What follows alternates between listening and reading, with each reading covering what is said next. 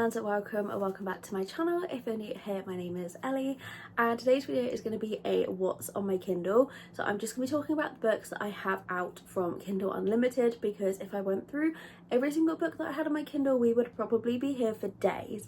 I did one of these a few months ago and my Kindle TBR has completely changed. I think there may be one or two that are still on there from last time. I kind of go through phases where I will either read exclusively on my Kindle or I will not pick it up for months, and at the minute I'm in a Kindle phase, so hopefully I'm going to get through this TBR quite quickly. So let's get into it. So the first book is one that I think was in my last what's on my Kindle, and that is My Darling Arrow by Saffron A. Kent. This is book one in the St. Mary's Rebel series, and this is a sister's ex-boyfriend soccer romance, so that sounds really good. He is also the principal's son, and I think this is set in a school, so I'm not sure if it is YA or not. I think it's a darker romance from what I've heard about this series. I'm reading a lot of sports romance recently and I've heard a lot of great things about this series, so I think it's definitely the first one that I need to get to out of all of these because it's just been on my Kindle for way too long.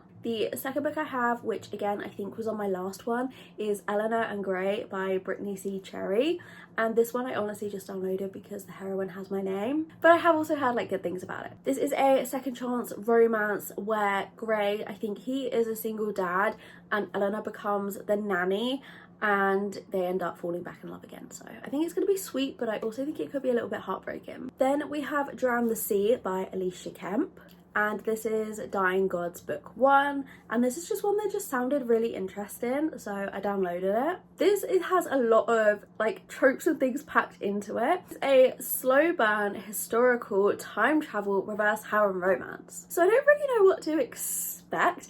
I'm not the biggest fan of historical, but I did recently read one that I really enjoyed, so it has kind of opened me up to trying more. But I do love a reverse harem, so I'm hoping that I am going to be able to fully immerse myself in this one. Next we have Left Field Love by C.W. Farnsworth. Again, this one sounds like it could be quite heavy and heartbreaking, but I do think it is YA because it is set in a high school. So we have Lennon and Caleb, and they're both in their senior year of high school. Lennon is just looking forward to graduating. She's tried to stay invisible, but Caleb isn't letting her stay invisible, and he is the pitcher I think on the school's baseball team, but he has high hopes of going professional and like playing in college. Caleb has kind of a rough home life and something happens between the two, and Lennon, I think she decides to give him a chance, but graduation is creeping closer and they have two very different paths that they want to follow. So I think they're either going to have to like make a sacrifice or it's going to be a heartbreaking ending. But I haven't read anything by this author, but I have a lot on my TBR by this author, so I'm really hoping it's going to be one that I'm going to enjoy. Then we have Break the Ice by Cien Vega, and this is a dark enemies to lovers hockey romance, and hockey romances I think are probably my favourite sports romance. Enemies to lovers is one of my favourite tropes, so if you mix them together, this is a very anticipated 5-star read. But this book is described as a deliciously dark and sexy story of revenge in the hockey world. So I think this is going to be really, really good. Has anyone read this one? Like, I hadn't heard of it before until I was like going through Kindle and saw this, so let me know if you have read this one because I'm really intrigued to see what you thought. Then we have Echo by Seven Rue. I have heard a lot of good things about this book, and this is a reverse harem age gap romance. There's going to be a bit of a theme in all of these books. I don't quite know what that says about me. In this one, the heroine runs away from home, and after being out and searching for somewhere to stay, she finds a cabin in the woods which is inhabited by 3 brothers who let her stay with them. During that stay, she gets closer with each of the 3 brothers until the people who she ran away from show up again. So I think this is going to be angsty. I think it's going to be a lot of drama, but yeah, like I said, I've heard a lot of good things about this one, so I'm really looking forward to it. Then we have Older by Jennifer Hartman, again another one that I've heard a load of good things about. So Older is a forbidden slow burn age gap romance. It's a standalone and has a happy ever after. I've read a couple of books by Jennifer Hartman and I've loved all of them, so I just know I'm gonna love this one too. It is Something Rad by Nikki Witt. This book is set in the 80s and I've never read a book set in the 80s, so I think this will be interesting. So in this one we have Robbie and Sarah. They are both in their senior year of high school and they don't like each other, but for some reason they are going to be forced to fake date. This is quite a long one. I think it was over 600 pages, so kind of nervous to go into this one because romances that are that long just really intimidate me. But again, I have a couple of books by this author on my TBR, so I thought I would just download one and give it a go. Then we have another hockey romance, and that is Switch and Score by Dulcie Dameron. So this is a sweet, I believe it's no spice hockey romance, but it features enemies to lovers, which like I said is my favourite. But despite not having the spice, it does say it has like Sweeney kisses and tension. And honestly, I am kind of at the point where I'm getting a bit fed up with the amount of spice in books. Like sometimes it's great, but sometimes I feel that it's just added in to be there and doesn't necessarily add anything to the story. So I think it's be quite nice to read a sports romance without the spice. So in this one, the hero Jude is a figure skater and his brother kind of like goes missing, so he has to step away from figure skating, and I think he like pretends to be his brother and play on the hockey team, and the heroine is the coach's daughter, so I think that's where it's like kind of forbidden. And I think she senses that something is up and that maybe Jude isn't his brother, and I think she tries to like investigate what's going on. Next is Frivolous by Veronica Lancet. This is an enemies to lovers dark mafia romance where the hero is the heroine's bodyguard who has been hired by her father to protect her, and I'm assuming she isn't going to want a bodyguard and is going to hate that, but they're going to end up falling in love. I haven't read a ton of bodyguard romances, but I know they're really popular, so I wanted to give another one a go. And I've also been really enjoying mafia romance again recently after kind of steering away from darker romance for a while. I hadn't heard of this author and I don't think I've ever really heard anyone talk about this book, so it'll be intriguing to see what I think. Next we have You'll Think of Me by Lucia Franco.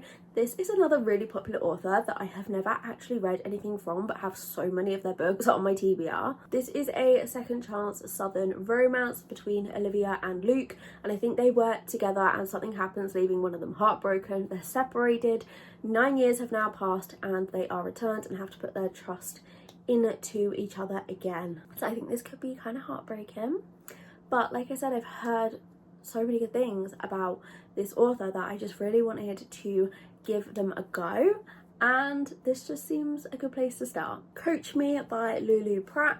This is a forbidden romance between coach and athlete. So this is a steamy standalone. I think this is going to be full of a lot of tension. The heroine has a scholarship, so obviously she doesn't want anything to affect that, and getting involved with the coach would definitely get that scholarship taken away. So I think there's going to be a lot of sneaking around, a lot of angst, a lot of tension, and I'm just really looking forward to this one. Another hockey romance, we have Icebound by Meredith Trapp. This is an age gap hockey romance. I didn't realise quite how many age gaps I have downloaded on Kindle right now, but I love the trope, so.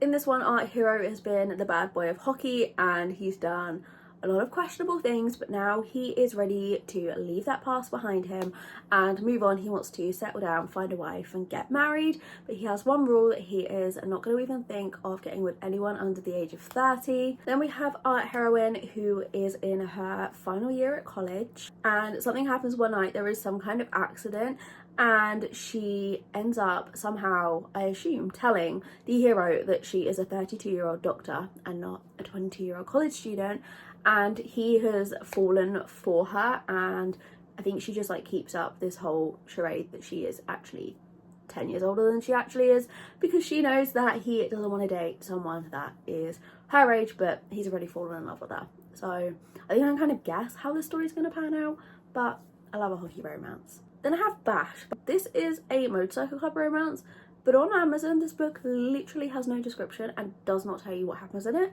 So going into this complete blind because I have no clue what this book is about other than the fact that it is a motorcycle romance. But I do kind of like that because I'm either going to be pleasantly surprised and I'm not going to have a clue what happens. There's just a singular quote, and sorry, I'm going to be looking at my computer as I read it, but the quote is, "If you're going to give your heart to someone, make sure they're a rider." So we shall see. I don't know what to expect, but I just liked the fact that like it just had a quote instead of a blurb. it just intrigued me. Next book is One Look by Lena Hendricks, and this is a grumpy single dad small town romance. Like, I love those. The hero is an ex-NHL player and he is now a coach, and the heroine Lark isn't from the town. I don't really know how this is going to work, but it said that she was like paid to attend a funeral to cry, and he can't trust her. This is another author I don't think that I have ever read from, but I have seen a lot of their books advertised and talk about, so I have high expectations. Then the final book is Found in On Goodbye by Kat Singleton. This is another author that I have been seeing absolutely everywhere that I have not read from. But Found in On Goodbye is a rock star romance, and I typically don't read those. There's just something about them that like I don't really tend to enjoy. But because I've heard so much about this author, I wanted to give this one a go. In this one, the hero is the rock star and our heroine is hired to go on tour with him as a backup dancer, and she is asked to make him fall in love with her so that he will get back to writing good songs, because his songs just aren't that great anymore. So they like want her to be the inspiration to get him writing good music again, and then I think they want her to break his heart. And I'm guessing that she's going to have to do that because it's somewhere in a contract, or she's going to get paid if she does it. But he, too late, is going to have fallen in love with her. So I guess there's kind of mixed feelings going into this, because it does have all of the tropes that I don't typically like, but because this author is so popular and everyone seems to love them, so I'm hoping I'm going to enjoy the book despite the fact it's something that I wouldn't typically read. And saying that, I have read a few books recently that have had my least favourite tropes that I've ended up loving them, which is really making me rethink what I read, because I've been putting off books with certain tropes in because of the fact I didn't like them, but then when I would read them, I would really like them, and I was thinking maybe it's not actually the tropes that I don't like.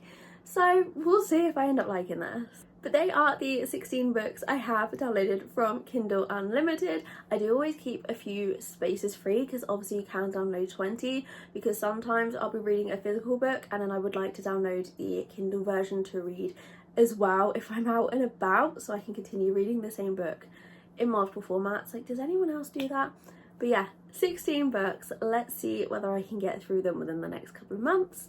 If you've read any of these, let me know what you thought, if any of these I should pick up first. But thank you so much for watching. I hope you enjoyed, and I'll see you again next week.